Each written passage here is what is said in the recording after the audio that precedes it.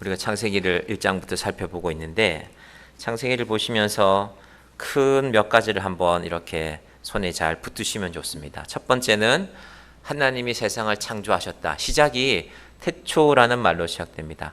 태초는 제가 설교 시간에 말씀드렸지만 시간의 기준을 우리가 2024년이다. 그럼 이건 예수님 태어나신 거 기준이죠. 나라마다 우리 같으면 단군 이후로 몇 년이다.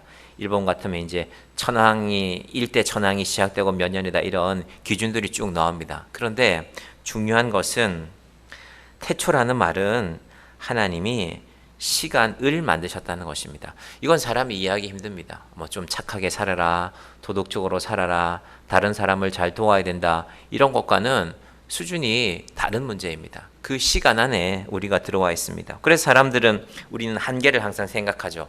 내가 죽으면 끝인데, 내 육신이 죽는 그 순간 내 몸에서 호흡이 떠나가면 끝인데, 어찌 보면 맞지요. 의사들은 그래서 그 시간을 기준으로 몇 월 며칠 날 몇 시에 몇 분에 이분이 사망하셨습니다라고 사망 진단을 내리기도 합니다. 그런데 시간의 주인이시라는 것은 다르게 말하면 생명의 주인이라는 겁니다. 여러분, 의사들은 태어난 아이의 그것도 기록하죠. 몇 년 며칠 날 건강한 남자아이가 출생했습니다.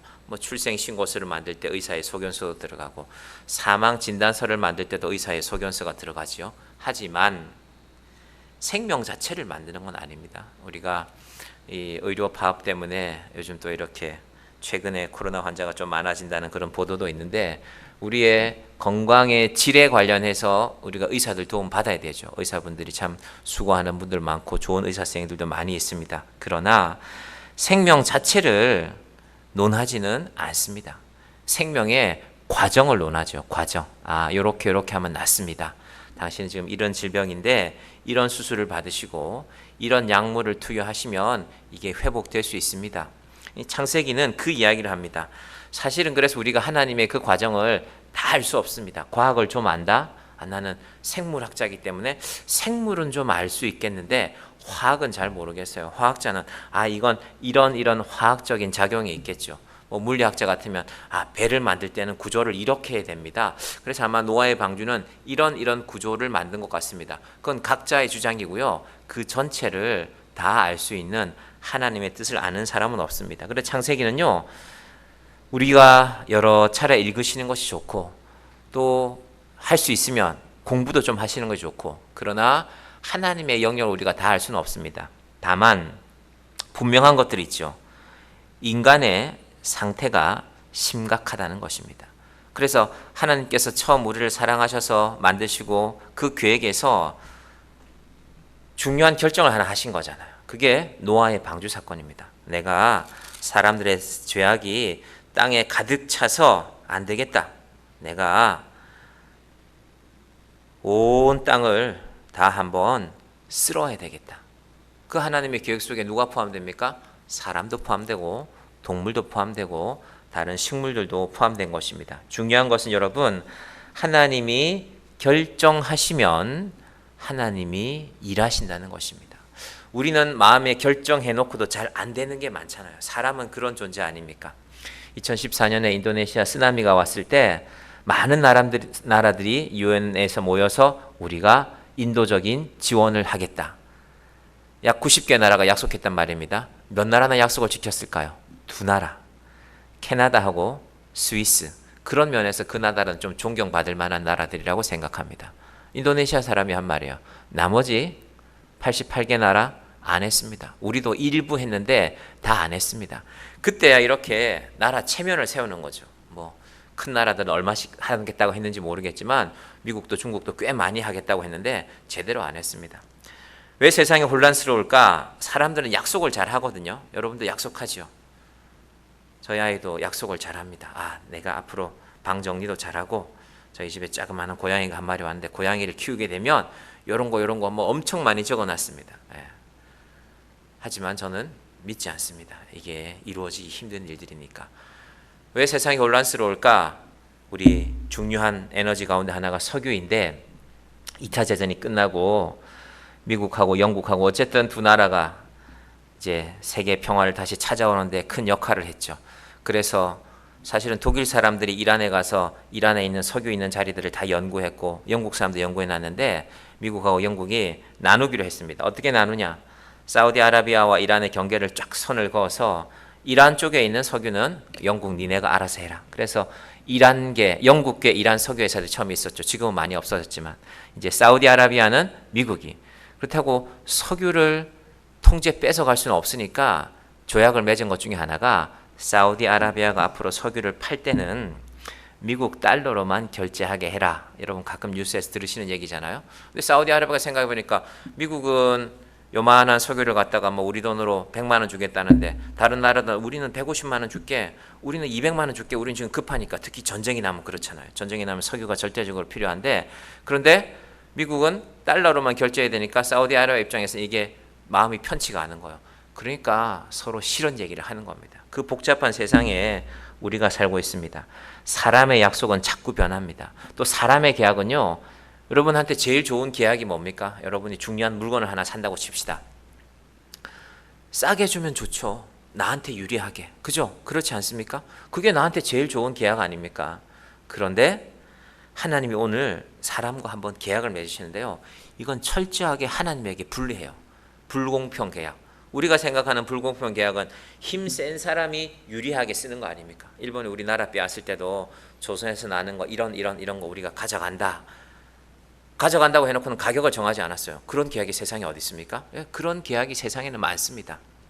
오늘 노아의 홍수 이후에 하나님께서 사람에게 두 가지 중요한 약속이 있습니다. 첫 번째는 노아가 예배 드린다는 것이고요. 두 번째는 하나님이 약속하시는 것입니다. 그래서 오늘 말씀 들으실 때 예배 1번, 약속 2번을 여러분 마음속에 한번 새겨놓고 들어주시길 바랍니다. 자, 하나님께서 노아에게 노아의 시대에 홍수를 주셨는데, 여러분 홍수도 하나님이 결정하시기 때문에 하는 것입니다. 비가 많이 온 게 아닙니다. 비는 지금도 많이 오죠. 근데 그때 비는요, 하나님이 땅 밑을 막으셨잖아요. 물의 샘들에서 계속 올라온다 그랬잖아요. 우리말로 하면 지하수가 우리 교회 주변에 어딘가 지나갈 텐데 그 지하수에 근원되는 곳에서 계속 올라와요. 그리고 하늘에서는 계속 내려옵니다. 그러니까 땅의 물의 높이가 계속 높아지는 거죠. 이건 왜 그랬냐? 하나님이 결정하셨기 때문에 물로 말미암아 물고기를 뺀 땅에 있는 모든 생명들, 하늘에 있는 새까지 죽이시겠다고. 보통 새들은 비가 많이 내리면 높은 나무에 어쨌든 앉으면 살잖아요. 그 비를 피하면. 그런데 모든 나무들이 가장 높은 산까지 물에 잠겼으니까 잠기시게 하는 것이 바로 하나님의 결정입니다. 여러분 하나님의 결정에서 중요한 것이 또 하나 있는데, 여러분 하나님께서 결정하시면 반드시 실행한다는 것입니다.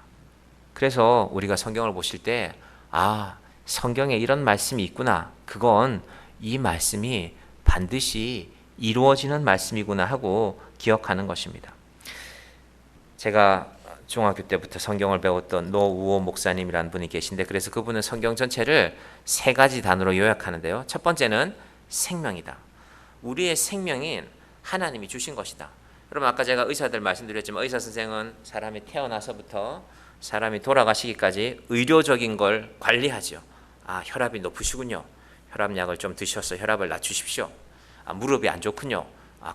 이런 관절은 수술하면 좀 도움이 됩니다. 이런 일들을 정하지만 생명이라는 이름 자체는요, 살라는 명령입니다. 여러분 살라고 명령하셔서 우리가 살아있는 것입니다. 하나님께서 아담에서부터 생명을 주셨습니다. 그래서 오늘 저와 여러분이 이렇게 살아있는 것입니다. 그 생명이 있는 사람에게 두 번째로 주시는 것이 사명입니다. 사명. 살아있는 동안에 우리가 할 일이죠. 우리는 가끔 사명하고 내 목표를 좀 혼돈해요. 우리 목표는 이런 게 있는데 나는 그걸 이루면, 예를 들면 금메달을 따는 선수들은, 올림픽에 출전한 선수들은 사명이기도 하죠. 나라를 위해서. 그런데 하나님이 주신 사명은 내 목표와는 다를 때가 있습니다. 자, 까마귀를 방주에서 노아가 내어주지 않습니까? 왜 내어줍니까? 무언가 땅에 물이 빠졌다는 증거를 가져오라는 사명을 주고 내보낸 겁니다. 까마귀가, 새들이 보통 첫 번째로 시력이 좋고요. 두 번째는 까마귀가 지능이 좋은 새 가운데 하나입니다. 여러분 이솝 우화에 혹시 까마귀 이야기 기억하십니까? 컵에 물이 들어있는데 요 밑에 바닥에 깔려 있어요. 마침 바닥에 깔려 있는데요. 까마귀가 어떻게 합니까? 이솝 우화에 돌을 집어넣잖아요. 돌을 집어와서 물을 넣어서 높이 올라온 물을 까마귀가 먹지요. 영국의 한 대학에서 이걸 실험을 했어요. 정말로 까마귀가 그러나 하고 대학의 조류학과에서 까마귀들 30마리를 세정에 모아놓고 적당하게 적응하게 시킨 후에 물을 줘보는 거예요. 처음에는 가득 들어있는 물, 그냥 잘 마시겠죠. 물 양을 점차 줄여갔습니다. 그리고 이제 물이 거의 바닥에만 남아있는 그 그릇에 그 주변에 돌멩이들을 펼쳐놓으니까 까마귀들이 실제로 그렇게 했다는 것입니다. 생각밖에 똑똑합니다. 여러분 그래서 사람들한테 욕할 때 새대가리 그런 말씀 절대 하시면 안 됩니다. 새들이 엄청 자존심 상해요. 아니 감히 우리를? 여러분 이 똑똑한 까마귀가 여러분 까마귀는요 둥지도 사람 눈에 잘 띄게 짓지 않습니다. 까치 둥지는 사람 눈에 잘 띄죠. 까마귀들은요 사람 눈에 띄지 않는 자리에 둥지를 짓습니다. 그만큼 영리하고 똑똑한 새인데 노아가 그 까마귀에게 사명을 준 것입니다. 너 나가서 날려줄 테니까 어딘가 우리가 정착할 자리가 있는지 찾아보라는 겁니다. 나뭇잎이 있으면 나무를 하나 물고 오면 될 것이고 나무 가지가 부러져 있으면 그 나무 가지를 하나 들고 오면 될 것인데 까마귀가 나가서 어떻게 했습니까? 갔다가 그냥 돌아와요. 뭐 했을까요? 까마귀가 좋아하는 게 또 있잖아요. 시체, 사체 실컷 맛있게 먹고 돌아오는 겁니다. 배에 있을 때는 먹지 못했던 거 나가서 먹고 그냥 돌아왔어요. 그래서 그 다음 사명으로 비둘기를 내보낸 것입니다. 여러분 새들도 사명을 아는 새와 사명을 알지 못하는 새가 있습니다. 여러분 우리 인생에도 하나님이 주신 사명이 있습니다. 언제 잃어버리는가? 내가 좋아하는 것에 빠져 있으면 하나님이 기뻐하시는 것과 멀어져 가면 어제 여름 성경학교를 마치고 우리 아이들을 태우고 왔습니다. 이 성경학교 기간 만 이틀 동안 휴대폰을 이렇게 모아서 따로 보관했거든요. 쓰지 못한 거죠. 아이들이 차에 타자마자 빨리 휴대폰 주세요 하고 휴대폰에 뽀뽀를 하고 휴대폰아 반갑다 너 그동안 어떻게 지냈냐 하면서 뭐 좋아하는 음악도 듣고 게임도 하고 그렇게 하는 걸 봤습니다. 아이들이니까 천진난만하니까 한편으로는 웃음이 나고 한편으로는 제 마음이 좀 안타까웠어요. 이 아이들이 그동안 이틀 동안 교사 선생님들이 수고하셔서 귀한 것을 가르쳤는데 금세 잊겠구나. 왜? 자기 좋아하는 거 만났으니까. 자기 마음을 뺏어가니까. 그게 나오는 게 아이들 취향으로 게임도 만들고 했지만 곰곰이 따져보면 그렇게 좋은 것만은 아니거든요. 그래서 이 아이들이 한편으로는 너무 고맙고 여름 성경학교를 함께 했으니까 한편으로는 안타깝구나 하는 마음으로 돌아왔습니다. 여러분 그래서 우리가 교회학교 아이들을 볼 때는요 기도해야 됩니다. 하나님께서 우리 인생에 이 귀한 아이들을 보내주셨는데 우리가 기도함으로 이 아이들을 길러내기를 원합니다. 부모님이 예수 믿지 않는 시대에 아이들이 신앙을 갖는다? 이건 선교입니다. 선교. 그래서 우리 교회학교 선생님들이 선교하고 계신 것입니다.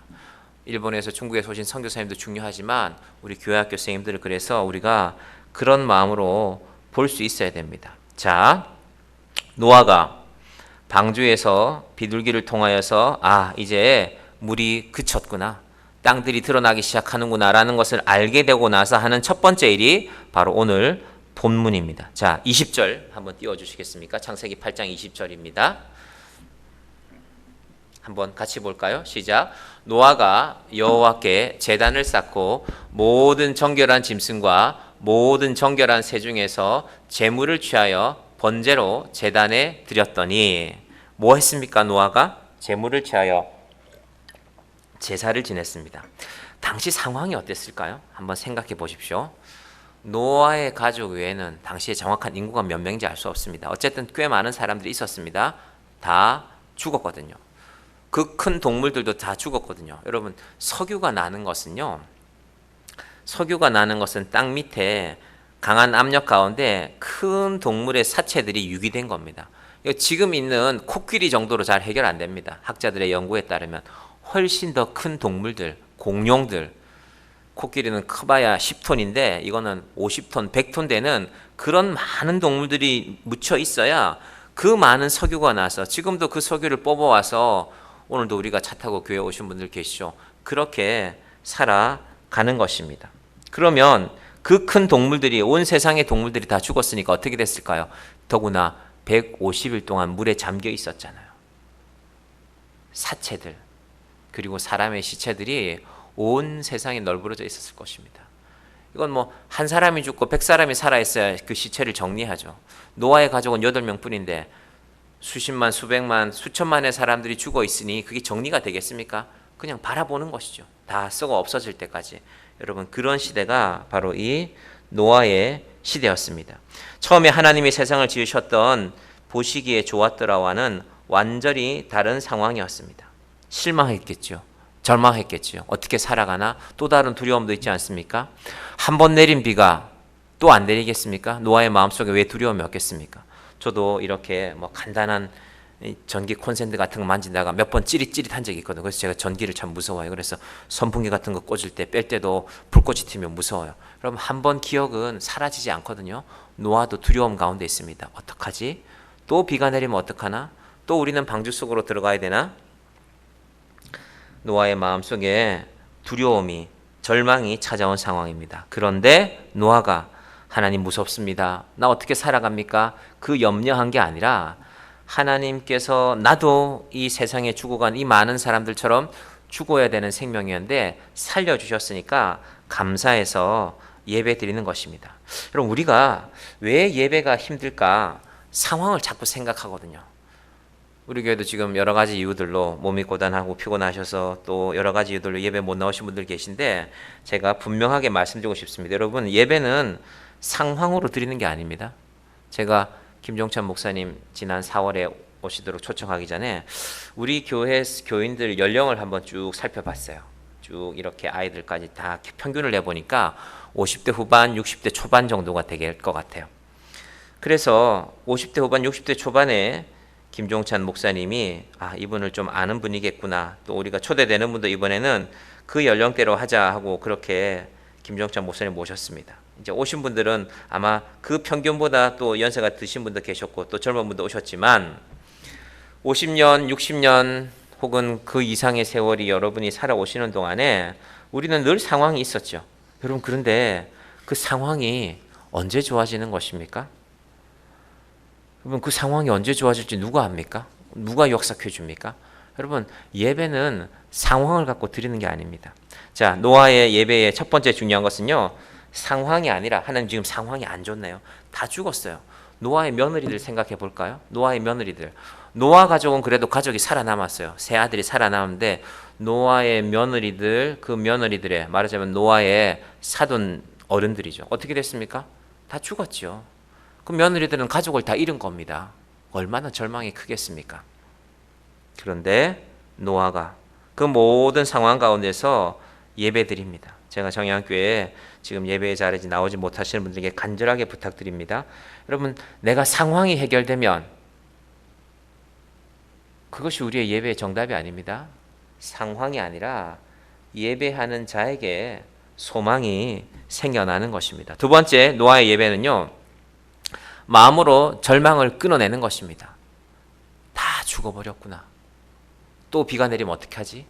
그런 절망의 상황이 있는데 노아가 예배함으로 절망의 상황을 끊어내고 하나님 앞에 소망을 두는 것입니다. 양궁을 쏘는 거리가 70m거든요. 70m. 여러분, 70m가 꽤 상당하거든요. 우리 보폭이 보통의 남자들이 한 보폭 내디디면 평소에도 그럼으로 그러면요 70g입니다. 70cm입니다. 그러면 70m는 그 100걸음이 70m가 되는데요. 그 100걸음에 그 관역이요 10.2cm, 10점을 쏠려면은 요쯤 될까요? 생긴 게 요쯤 될까요? 여러분, 오늘 혹시 날이 덥지만 제 실험을 하고 싶으면 요 접시를 한 분이 들고 계시고 70m 가서 끝에서 한번 보시기 바랍니다. 안 보일 것 같아요. 근데 상대가 10점을 쐈어요. 절망 아닙니까? 심박수도 세잖아요. 양국은 얼마나 어떤 선수들은 막 올라가기도 하고 어떤 선수는 차분하기도 한데 이겨내는 겁니다. 뭘로? 마음으로. 보여서 쏘는 게 아니라 마음으로 이겨내고 쏘는 것입니다. 여러분, 세상에서 인간의 올림픽 경기도 그 원리를 아는 자가 메달을 따는 것입니다. 여러분, 하나님께서는 우리의 상황에 매달려 있기를 원치 않으십니다. 저도 마찬가지입니다. 우리가 다 실패한 일들이 있지 않습니까? 예전에 우리가 실패했기 때문에 또 뭐가 잘 안 되면 어떡하나 그런 염려가 있지 않습니까? 예배가 왜 중요하냐면요. 우리가 예배하면 내 상황이 바뀌는 것이 아니라 하나님의 결단하심이 있습니다. 어떤 결단일까? 21절을 한번 보시겠습니까? 창세기 8장 21절 말씀. 같이 볼까요? 여러분 괜찮으시면 좀 큰 소리로 같이 보십시다. 시작. 여호와께서 그 향기를 받으시고 그 중심에 이르시되 내가 다시는 사람으로 말미암아 땅을 저주하지 아니하리니 이는 사람의 마음이 계획하는 바가 어려서부터 악함이라. 내가 전에 행한 것 같이 모든 생물을 다시 멸하지 아니하리니. 노아의 염려와 근심을 하나님이 알고 계시죠. 그래서 하나님이 결심하시는 것입니다. 노아야, 염려하지 마라. 내가 이번에 내린 비처럼 그런 일로 사람을 땅을 저주해서 다 죽이지 않겠다는 것입니다. 그리고 하나님이 사람을 정확하게 아세요. 사람의 계획하는 바가 어려서부터 악함이라. 여러분, 상황이라는 것이 우리가 여러 가지 상황을 따지지만 사실은 제일 중요한 상황은 사람이거든요. 여러분, 사람에게 기대를 두지 마시기 바랍니다. 왜 뭐라고 했습니까? 내가 행한 것 같이 계획하는 바가 사람의 마음이 계획하는 바가 어려서부터 악함이라. 이거 사실은 대단히 안타까운 이야기거든요. 여러분, 어린아이들이 천진난만해 보이지만 어린아이 때부터 죄에 물들어가고 있다는 것입니다. 다만 어른들의 완악함이 생기기 전에 조금이라도 일찍 아이들이 하나님 믿는 게 중요하죠. 그래서 교회 학교를 위해서 많은 분들이 수고하고 애쓰는 것입니다. 여러분, 사람은 믿는 존재가 아니라 사랑하는 존재입니다. 이게 왜 중요한가? 하나님이 그러셨거든요. 여러분, 하나님 우리를 믿을까요? 그거 한번 생각해 볼까요? 하나님 우리를 믿을까요? 저는 하나님한테 분명히 말씀드리고 싶습니다. 저를 믿으시면 안 됩니다. 하나님, 제가 얼마나 연약하고 제가 얼마나 마음이 잘 변하는데 하나님 저 믿으시면 안 됩니다라고 분명하게 말씀드리고 싶습니다. 여러분은 어떠십니까? 지난 목요일날 우리 교회 목사님 한 분이 오셔서 말씀을 좀 나누는데, 이 목사님 교회가 서울 중랑구에 있는데 한 200명쯤 모이는 교회인데 교회 학교 아이들이 그리 많지 않대요. 그래서 옛날에는 뭐 소년부 전도사님 다 계셨는데 이제 언제부턴가 우리가 세대 통합으로 예배 드리는 것이 맞다라고 하고 그 교회는 세대 통합으로 뭐 초등학생은 이쪽에, 청소년부 이쪽에 이렇게 앉아서 예배를 드리는데, 이제 사람의 죄에 대해서 설명하기 위해서 이 목사님이 신문지로 돌 모양으로 수십 개를 만들어 놨대요. 그리고 앞에 있는 아이들한테 몇 개씩 줬대요. 여러분, 지난주에 여러분이 죄를 한 번도 짓지 않았다고 생각하는 아이들은 목사님에게 그 돌을 던지세요 라고 했대요. 목사님 어떤 생각했을까요? 날아와 봐야 한두 개 날아오겠지. 1학년 2학년 꼬마들이 몇십 개가 한꺼번에 날아왔고 교인들이 너무 좋아하면서 웃더래요. 그리고 장로님이 예배 마치고 목사님 우리 이런 거 매주 합시다 그러더래요. 이 목사님이 마음이 아프더래요. 아이들을 내가 너무 믿었구나. 이 아이들이 그래도 자기 죄를 알고 아이고 목사님 나도 죄인입니다 할 줄 알았는데 그렇지 않다는 것입니다. 물론 아이들이니까 그럴 수 있겠죠. 여러분, 하나님이 노아가 홍수 이후에 분명하게 말씀하십니다. 이건 무슨 말이냐 하면요, 노아야 너 사람 믿지 말라는 말입니다. 사람의 계획하는 것이 어려서부터 악하다.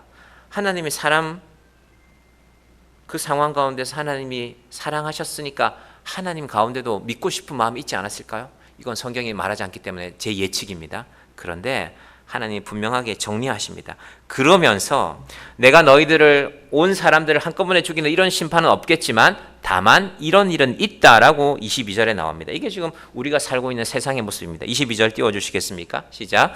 땅이 있을 동안에는 심음과 거둠과 추위와 더위와 여름과 겨울과 낮과 밤이 쉬지 아니하리라. 겨울은 추울 것이다. 여름은 더울 것이다. 여러분, 하나님이 이렇게 만들기 위해서 태양을, 지구를, 그리고 두 행성의 두 별의 관계를 정하시는 것입니다. 지구가 태양을 도는데 멀리 돌 때가 있고, 지구가 태양을 바라보는 낮이 있고, 지구가 태양을 바라보지 않는 낮이 있고, 그 24시간 안에 우리를 살게 하신 것입니다. 그러니까 태초라는 말을 다시 생각해 보면요, 하나님이 하나하나 세밀하게, 그러나 인간이 이해할 수 없이 거대하게 만들어 놓으신 것입니다. 그리고 더 중요한 것은 이 모든 게 일정하다는 겁니다. 우리가 올여름이 덥다 혹은 작년보다 덥다 우리가 그런 표현 잘하는데 여름은 덥게 만들어 놓으셔서 더운 것입니다. 그리고 사람이 일을 하게 하셨습니다. 심음과 거둠. 이 농사 짓는 비유가 첫 번째가 되겠지만 두 번째로는 예를 들면 학창 시절에는 공부하게 하시고 배우게 하시고 그리고 직장에 가서 자기 일의 분야에서 뭔가 결과를 얻는 심음과 거둠을 두는 것입니다. 그런데 이 과정이 만만치가 않습니다. 쉽지가 않습니다. 그리고 그 속에 여름과 겨울이 있고 추위와 더위가 있고 낮과 밤이 들어있는 것입니다. 여러분 그래서 날씨가 좀 많이 더울 때는 저도 이렇게 교회에서 뭐 간단한 일 하나 하는데도 주변 잠깐 청소하는데도 땀이 쭉 흐를 때가 있습니다. 아, 하나님이 여름을 그렇게 만드셨구나. 잘 기억하고 계시면 됩니다. 선택을 하라면 여러분 어떻게 선택하시겠습니까? 야, 한꺼번에 내가 너희들 죄로 인해서 다 죽는 거 선택할래? 아니면 추위와 더위와 여름과 겨울과 인간에게는 좀 고통스러운 일이죠. 이 속에 우리를 살게 하신 것입니다. 여러분 그것이 이 창세기 8장의 마지막 부분들의 말씀입니다. 중요한 것은 뭐냐? 하나님이 결심하셨다는 것입니다. 얘들아, 노아야, 너희들 물로 인해서 다시 심판하지 않을 것이다. 염려하지 마라. 하지만 이런 일들이 있을 것이다. 그 세상에 우리가 살고 있습니다. 여러분 큰 건 하나님이 결정하십니다. 작은 건 사람들이 결정하죠. 우리 교인들 가운데 주식 하시는 분들이 계실지 모르겠지만 지난 월요일 아침 신문을 보니까 주식이 확 떨어졌어요. 뭐 10% 정도가 없어졌대요. 우리나라 이 주식 시장 총액 가운데 200조인지 190조인지는 모르겠지만은 없어졌어요. 그냥. 여러분도 혹시 주식을 갖고 계시면 마음이 쓰린 분이 계셨겠지만 그럴 때 내가 다음에는 더 좋은 종목을 사리라 라는 생각도 하셔야 되지만 큰 일은 하나님이 하시는 거구나. 이건 작은 일이구나. 하나님께서 노아의 예배를 통해서 결단하시는 것입니다. 여러분, 여러분의 예배를 통해서 하나님이 결단하십니다. 그래서 내가 오랜 세월 살아왔는데 내 방식대로 뭔가를 했는데 상황에 자꾸 떠밀려 있으면, 상황에 자꾸 매여 있으면 우리의 인생이 어리석은 길로 가는 것입니다. 하나님께 예배함으로 하나님이 결단하시게 만드는 것입니다. 자, 그 하나님의 결단이 무엇일까? 예배하면 복을 주시는 것입니다. 어떻게? 9장 1절 말씀 띄워주시겠습니까? 9장 1절입니다. 시작. 하나님이 노아와 그 아들들에게 복을 주시며 그들에게 이르시되 생육하고 번성하여 땅에 충만하라. 첫 번째 중요한 것, 노아가 예배했습니다. 여러분 20절에 보십시오. 노아가 여호와께 제단을 쌓고 노아의 아들이기 때문에 방주에 들어갔습니다. 노아의 며느리이기 때문에 방주에 들어갔습니다. 여러분 교회가 허술해 보일 때가 있죠. 교회가 몇 명 되지도 않고 오늘도 뭐 1부 때 조금 많이 나오시면 2부 때는 우리가 평소보다 더 지금 휴가를 가신 분들도 계시고 인원이 적지만은 교회가 몇 명 안 되네. 교회가 자그마하네. 교회가 별것 아니네. 사람의 눈에는 그렇죠. 그런데 놀랍게도 이 교회가 적어도 예수님 때로부터 기준으로 하면 2000년을 흘러왔습니다. 로마 제국, 중국의 어떤 제국, 세계의 어떤 제국도 2000년의 역사를 유지한 것은 없습니다. 여러분 그 자체가 신비입니다. 하나님께서 교회 가운데 함께하는 자들에게 복을 주시는 것입니다. 노아와 그 아들들에게 복을 주시며 그들에게 이르시되 생육하고 번성하여 땅에 충만하라. 노아의 며느리들 한 번 더 생각해 볼까요? 세 며느리가, 사실 며느리는 남이잖아요. 아들들과 결혼해서 방주에 탔습니다. 방주 안에서도 생각했겠죠. 내 부모님이, 내 가족들이, 내 형제 자매들이 다 죽었겠구나. 근데 그들은 왜 살았습니까? 노아의 곁에 있었기 때문에, 노아의 며느리가 되었기 때문에 살아남는 것입니다. 여러분 인생을 보실 때 내가 누구와 곁에 있는가가 대단히 중요합니다. 아이들도 누구와 친구가 되는 것이 중요합니다. 우리 교회 나오는 아이들 사실은 저희 아이와 만난 것이 시작입니다. 유치원에서 만나고 4살 때 어린이집에서 만나고 초등학교에서 만나서 그 아이들 가운데 지금 몇 명이 오늘도 예배 드리고 있습니다. 여러분 교회 나오실 때 교회는 그래서 그런 공동체의 의미가 있습니다. 제가 부족한 것이 많지만 저와 함께 또 우리 성도들이 함께 있으면 하나님이 복을 주시는 것입니다. 어떤 복을 주시는가? 이 복에 대해서 다시 정리합니다. 복은 제가 몇 차례 말씀드렸을 겁니다. 바라크란 말인데요. 바라크란 말은요, 무릎 꿇는다는 겁니다. 하나님 앞에 무릎 꿇는 것이 복입니다. 여러분, 우리가 어떤 회사에 속한다, 뭐 또 어떤 조직에 속한다, 뭐 조직 폭력배들 그 조직 말고 뭐 그 조직일 수도 있고요. 조직 폭력배들 보스에게 무릎 꿇는 사람들 아닙니까? 형님 나오셨습니까? 형님 식사하셨습니까? 보스가 시키면 다 하지 않습니까? 너가 사람 죽이고 와라 하면 사람 죽이고 오는 사람들 아닙니까? 여러분, 누구 앞에 무릎 꿇느냐가 중요합니다. 그런데 무릎 꿇는다는 것에 중요한 의미가 하나 있는데요. 무릎 꿇는다는 의미 속에는요, 가까이 있다가 포함됩니다. 어떤 사람이 저한테 좀 많이 서운하게 했어요. 그래서 제가 목사님께 사과하러 가겠습니다 하고 찾아왔어요. 제가 여기 설교하고 있는데 제가 목사님 앞에 무릎을 꿇겠습니다 하면서 저 문 열고 저 끝에서 무릎 꿇으면 좀 이상하죠? 무릎 꿇는다는 것의 본래 뜻은요, 앞에 오는 것입니다. 앞에 와서 무릎 꿇는 것입니다. 여러분, 무릎 꿇는 것은 하나님께 가까이 나온다는 의미입니다. 하나님께 가까이 나오면 뭘 할 수 있는가? 9장 1절을 보시겠습니까? 시작. 하나님이 노아와 그 아들들에게 복을 주시며 그들에게 이르시되, 이게 중요합니다. 가까이 있어야 듣죠. 멀리 있으면 잘 안 들리잖아요. 뭐 지금이야 마이크가 있으니까 우리 교회 안에 계신 분들은 들리지만 가까이 있는 사람이 잘 듣습니다. 세상에 많은 기업들이 있는데 기업들마다 그 기업의 오너들 주변에 사람들이 있죠. 뭐 비서실이라고 부르든 뭐 실장실이라도 부르든 뭐 기획실이라고 부르든 뭔가가 있지 않습니까? 그 기업에 많은 사람들, 수백 명, 수천 명의 직원들이 늘 조심하는 사람들이 있죠. 누굽니까? 비서실 사람들. 왜? 회장님 가까이 있기 때문에. 내가 예를 들면 내가 이런 프로젝트를 우리 부서에서 만들었는데 이거 회장님이 사인을 해줬으면 좋겠어요. 그러면 누가 잘 협조해 주면 됩니까? 비서들이, 회장님 저 부서에서 요런 사업 계획을 만들었는데 이거 대단히 괜찮은 사업인 것 같습니다 하고 비서진들이 신임해 주면, 여러분 사람은 곁에 있는 사람의 말을 듣습니다. 여러분 중요한 결정 내릴 때 아무도 모르는 사람 찾아가서 뭐 물어봅니까? 옆에 있는 사람에게 물어보잖아요. 가족에게 물어보고 친구에게 물어보고 그래서 그건 괜찮다, 나하고 잘 맞는 일이다, 직장을 정하고 중요한 거래를 할 때 그렇게 하죠. 이르시되가 그래서 중요합니다. 우리가 하나님 앞에 무릎 꿇으면 하나님이 이르시는 말씀을 듣게 됩니다. 여러분, 그래서 제가 교회 안 나오는 분들 자꾸 교회 나오라는 겁니다. 뭐 저거 아니라도 좋습니다. 좋은 분이 있다면 좋은 설교를, 말씀을 계속 들으시고 이르시되에 복이 있어야 됩니다. 여러분, 자녀들이 어떻게 해야 복을 받는가? 자녀들이 우리가 하나님께 예배하고 우리가 하나님께 가까이 갈 때 우리의 자녀들에게 복이 있는 것입니다. 자, 무릎을 꿇는다는 것을 말씀드렸습니다. 대신에 우리는 이 이르시되라는 복 대신에 우리가 좋아하는 건요, 복인데 복의 결과입니다. 그게 뭔가? 자, 9장 1절 마지막에 보시면 생육하고 번성하고 땅에 충만하라. 이 한자 뜻을 우리가 다 몰라도 좋은 뜻이라는 걸 알겠죠. 우리는 이걸 복으로 삼고 싶습니다. 그런데 생육하고 번성하고 땅에 충만하는 것은요, 하나님의 말씀을 들은 자들의, 이르시되라는 말씀을 들은 자들의 복입니다. 그래서 결과하고 복 자체하고 우리가 잘 구별해야 됩니다.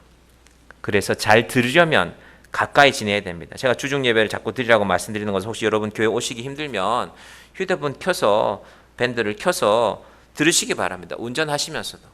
다시 말씀드리지만 제 설교가 아니라도 좋습니다. 좋은 목사님이 계시면 그분을 정해서 나는 이분 말씀이 좋으니까 좋습니다.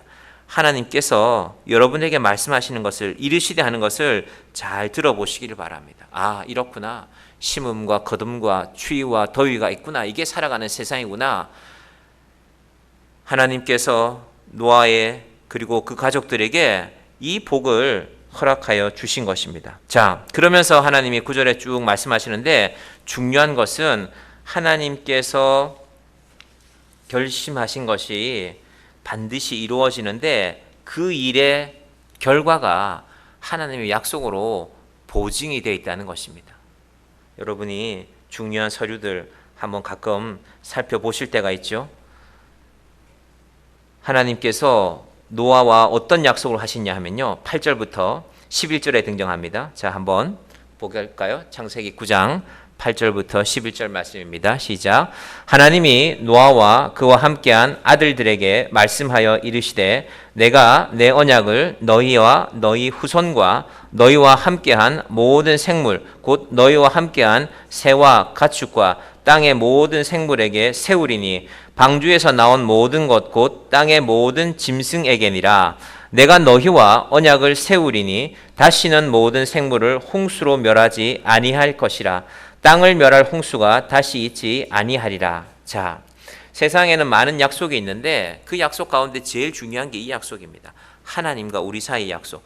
8절에서 17절까지 전부 7번 약속이라는 말이 나오거든요. 이 약속은 어떤 약속일까? 요약하면 불공평한 약속입니다. 누구에게? 하나님에게. 보십시오. 다 하나님이 하셔야 되는 일들입니다. 하나님이 이것도 해줄게, 저것도 해줄게, 내가 너희와 이 약속을 지킬게. 마지막에는 무지개까지 보여주시면서 약속하시거든요. 제가 말씀드렸죠. 여러분, 세상의 모든 약속들은 자기에게 유리하면 좋은 약속입니다. 이게 약속의 본질입니다. 그래서 전쟁이 끝나고 나면은 그 전쟁에 대한 배상금을 엄청나게 물리죠. 독일도 엄청나게 물었고, 근데 미국이 그런 약속들을 했었는데 사실은 다 받지 않았죠. 이만하면 됐다 했고, 일본도 마찬가지였고. 그래서 그 약속이 처음에는 아주 무서운 약속이었지만 어느 정도 풀어지는 거지만요. 하지만 하나님의 약속은 하나님의 입장에서 볼 때는요, 하나도 유리한 게 없습니다. 여러분, 어머니들이, 부모님들이 자식을 사랑하는 게 그거 아닙니까? 그럼 자식한테 한 끼 밥 해줄 때마다 돈 다 쳐서 너 이번 달 입금 안 했더라? 다음 달 밥 어림도 없다. 밥상에 나오지도 마라. 그런 엄마가 어디 있습니까? 하나님도 마찬가지입니다. 철저하게 우리에게 유리합니다. 여러분, 이게 어디까지 연결되냐 하면요, 내가 이게 노아와 노아의 자손뿐 아닙니다. 9절 다시 보시면 내가 내 언약을 너희와 너희 후손과 너희와 함께한 모든 생물, 심지어 생물들에게까지 약속합니다. 왜냐하면 사자가 놀랬거든요. 방주에서 내려와 보니까 친구들이 다 죽었잖아요. 야, 무섭구나. 사자도, 동물들도 뭔가 생각하는 것입니다. 우리는 그냥 개를 예뻐하는 거잖아요. 개가 치사하게 우리가 사료 몇 개 더 주니까 막 발도 내리하고 악수도 하고 하지만요, 개 입장에서 그게 개가 생각해서 그런 겁니까? 사료 몇 개 더 먹자는 거 아닙니까? 물론 여러분의 개가 수준이 높은데 제가 좀 수준을 깎는지는 모르겠지만요, 하나님과 동물과는요, 창조주와 피조물의 약속입니다. 하나님이 사자도 동물들도 다 살펴보는 것입니다. 염려하지 말고 살아라는 것입니다. 내가 약속하겠다는 것입니다. 함께한 새와 가축과 땅의 모든 생물에게 세우리니 방주에서 나온 모든 것 곧 땅의 모든 짐승에게니라. 여러분, 그래서 이 세상을 우리가 다시 한번 보면 어떤 약속이, 어떤 세상인가? 하나님과 약속 안에서 살아가는 겁니다. 뒷집에 오보기도 마찬가지입니다. 제가 잘 몰라서 그렇지, 하나님이 약속해 줬습니다. 땅으로 물로 심판하지 않겠다고 약속해 줘서 우리가 살고 있습니다. 또 어떤 약속이 있었습니까? 너희의 생명은 120년이 될 것이다. 이 120년과 관련되는 중요한 요소가 하나 있는데요, 그게 바로 육식입니다. 육식. 4절 보시겠습니까? 3절과 4절, 창세기 9장. 모든 산동물은 너희의 먹을 것이 될지라 채소같이 내가 이것을 다 너희에게 주노라. 그러나 고기를 그 생명되는 핏째 먹지 말 것이니라. 이걸 좀 우리가 정확하게 알 수 없지만 과학자들이 몇 가지를 밝혀내긴 했지만, 노아의 홍수 때 지구의 기온을 유지시켜주던, 아담과 하와는 추운 거 없었거든요. 더위도 없었거든요. 지구의 기온을 유지시켜주던, 말하자면 지구를 둘러싼 큰 수증기막이 그때 사라지다고 봅니다. 비로 쏟아진 거죠. 그러고 나서 인간의 환경이 탁해졌고 사람에게 중요한 또 다른 영양소가 생겨났습니다. 예를 들면 고기 같으면 단백질, 지방 같은 걸 공급하죠. 그러니까 이거 먹으라. 대신에 또 어떤 이유가 있었습니까? 또 다른 상황은요, 인간의 수명이 짧아졌잖아요. 900살, 800살, 700살 살다가 120세로 정해졌습니다. 하나님이 정한 틀 안에서 사는 것입니다. 그럼 세계에서 제일 좋은 병원에 재단의 이사장이, 야, 나는 120살 살면 안 돼. 나는 한 200살 살고 싶어. 가능합니까? 하나님이 정한 범위 안에서. 장수하시는 분들 계시죠? 100세, 105세 이런 분들 계시지만 저는 아직 120세는 보지 못했습니다. 하나님이 정한 기준 안에서 살아가는 것입니다. 여러분, 그래서 세상을 살 때 내 마음대로 하고 싶은 게 많죠. 그런데 하나님 입장에서는요, 하나님 입장에서는 이게 마음대로 하지 못하는 약속입니다. 마음에 들지 않아도 하나님인데, 내가 만들었는데 저 죽여버릴까? 안 하겠다는 겁니다. 정한 기준 안에 살게 하겠다는 것입니다. 여러분, 이 기준 안에 우리가 있습니다. 교회가 교회다워지는 것은 무엇일까? 내 마음대로 하고 싶지만 내 마음대로 하지 않을 때 교회가 되는 것입니다. 하나님이 그러신 것처럼. 하나님이 왜 아들을 주고 싶었겠어요? 여러분, 우리 아무도 모른다고 생각하고 우리 각자의 삶을 한번 돌아봅시다. 하나님이 다 아시는데, 그 우리를 다 알고 계신 하나님께서 저는 그렇게 말씀하실 것 같아요. 내가 제 마음이라면 너희한테 약속을 하기는 했지만 너희들 해도 너무하지 않냐? 내가 정말 내 아들까지 줘야 되겠냐? 주셨습니다. 약속하셨기 때문에. 우리는 그 하나님을 믿는 것입니다. 부모는 자식을 절대 버릴 수가 없습니다. 왜 못 버릴까? 안 버리는 게 아니라 못 버리시는 것입니다. 하나님이 우리의 아버지이시기 때문에 이 약속을 깨트릴 수가 없는 것입니다. 손해보는 줄 아는데. 그래서 성숙한 교회는, 제가 구리미랄교회에 우리 아이들이 이틀 동안 있는 거 보면서, 여러분, 그날 아이들 교사들까지 150명이 옷 갈아입고 샤워하고 수영장 만들고, 물론 노회에서 어느 정도 재정 지원을 했을 것입니다. 그런데 제가 그 구리미랄교회 교회도 보니까 땀을 뻘뻘 흘리시면서 정리하고 계시더라고요. 어제도 얼마나 더웠습니까? 수영장 정리하고 아이들 먹은 거 정리하고, 아이들이 뭐 잘 치워 놓습니까? 라면 국물 흘러 있고. 야, 이분들 참 감사하고 귀한 분들이다. 그래서 여러분, 차 타고 구리 미랄교회 지나가실 때 미랄교회를 위해서 기도하시기를 바랍니다. 우리가 그 정도 마음은 있어야 되지 않겠습니까? 여러분, 자식이 날마다 뭐 밥도 흘리고 국물도 흘리고 어릴 때는 대소변도 못 가리고 하지요. 그런데 버립니까, 그 자식을? 그렇지 않습니다. 하나님께서 노아에게 이런 약속을 하시는 것은 내가 너 아버지라는 겁니다. 노아야, 너 염려하지 마라. 내가 너 버리지 않을 거다. 내 자식을, 예수님을 보내서라도 내가 너희를 지킬 것이다. 그래서 하나님의 두 번째 방법이 세상을 심판하는 방법이 아니라 세상을 구원하시는 방법, 예수 그리스도가 된 것입니다. 여러분, 그래서 예수님 오신 것입니다. 하나님의 약속을 지키기 위해서. 여러분, 인생 가운데 제일 손해보는 약속 뭐가 있었습니까? 한번 기억해 보시기를 바랍니다. 여러분, 혹시 교회를 생각하면, 저는 개인적으로 이 게를 싫어합니다. 바닷게. 바닷게는 그걸 뭐 이렇게 삶아서 살을 발라서 먹는다고 하는데, 제 생각에는 제가 노력하는 거에서 비해서 제 입에 들어가는 거는 별로 없어요. 그래서 내가 살 요만큼 먹자고 요걸 깠나 해서 한심해서 잘 안 먹어요. 그런데 제 아이가 그 게살을 좋아하더라고요. 그래서 제가 열심히 발라서 다 줍니다. 줘도 안 아까워요. 예. 제가 먹으면 좋겠지만, 그래서 제가 부모가 된다는 게 이런 거구나. 여러분, 하나님이 우리 아버지십니다. 자식이 성숙하면 이 사랑을 알게 됩니다. 그래서 자식이 성숙하면 자기가 맛있는 거 먹을 때 부모님 생각하잖아. 이거 우리 엄마도 좋아하는데, 이거 우리 아버지도 좋아하는데. 그래서 내가 먹지 않고 아껴서 남겨서 가잖아요. 여러분, 하나님께서 교회를 세우시는 것은 바로 이 마음입니다. 그리고 그 약속을 무지개로 보여주셨습니다. 사람은 보여줘야 믿으니까. 그 마지막 부분이 이제 무지개 약속인데, 오늘 여기서 말씀 정리하겠습니다. 두 가지입니다. 첫 번째는, 예배는 내 상황 때문에 드리는 게 아닙니다. 제가 여러분의 상황을 다 모르죠. 근데 여러분은 어느 정도 아시잖아요. 이게 막연히 잘 될 거라고 생각하지만요, 그때가 되면 내가 예배를 드리겠다? 그렇지 않습니다. 예배는 내가 예배를 드리면 하나님께서 결심하시는 것입니다. 얘들아, 너희가 예배 드렸구나. 내가 너희를 위해서 결심하겠다. 내가 너희를 새롭게 살아가게 하겠다. 내가 너에게 복을 주겠다. 가까이 나오라. 그게 복입니다. 여러분, 자식들을 우리가 책망할 때도 있죠. 잘 못하면. 혼을 내야죠. 잘 못하면. 근데 어떤 자식은 혼을 내면 혼낼수록 멀리 도망가는 아들이 있고, 어떤 자식은 품을 파고들죠. 물론 둘 다 자식을 우리가 사랑하지만, 누가 더 부모에게 가까이 오는 것이 복입니까? 파고드는 애가 복이죠. 여러분, 하나님께 여러분의 인생에 잘 안 되는 일이 있을수록 파고드시길 바랍니다. 하나님, 뭐가 잘 안 돼요? 하나님이 좀 해주시면 안 됩니까?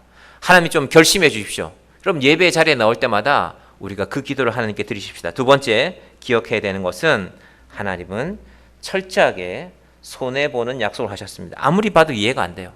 아니 왜 나하고 이런 약속을 하지? 왜 나에게 이렇게 하지? 저희 교회가 노예에 돈 빌릴 때 법무사하고 법무사 선생님이 저한테 물어봤잖아요. 아니 노회라는 데가 뭐 하는 데인데 왜 이 큰 돈을 빌려주면서 이자를 안 받습니까? 참 이해가 안 되네요. 예, 이해가 안 되죠. 그게 하나님이 하시는 일이니까. 여러분, 하나님께서 우리에게 손해보는 계약을 하신 분은 그분의 사랑 때문입니다. 노아야, 내가 네 아버지다. 나는 너를 버리지 않는다. 내가 내 자식을 십자가에 달아서라도 너를 버리지 않겠다. 이 놀라운 하나님의 사랑이 저와 여러분을 향하여 있습니다. 노아와 그 자녀들과 그 후손들에게, 저와 여러분이 노아의 후손들입니다. 하나님께서 우리 인생 가운데도 하나님, 제가 하나님 그 사랑을 조금이라도 좀 흉내내보고 싶습니다.